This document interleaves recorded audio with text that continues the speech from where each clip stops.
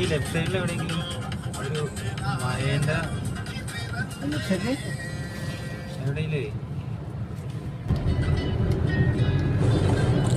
কেরালার beautiful excellent highway village road. এটা গ্রামের রাস্তা, দেখুন কত সুন্দর। এই রাস্তা কোনো নেতারা ডুপ্লিকেট করে না, যার টাকা স্কিম বাড়ায় পুরো রাস্তার কাজে ব্যয় করে। এই কারণে একবার করলে অনেক যুগ পেরিয়ে যায়। আর আমাদের এলাকায় চোর এবছর করলে পরের বছরে ভাঙিয়ে যায়।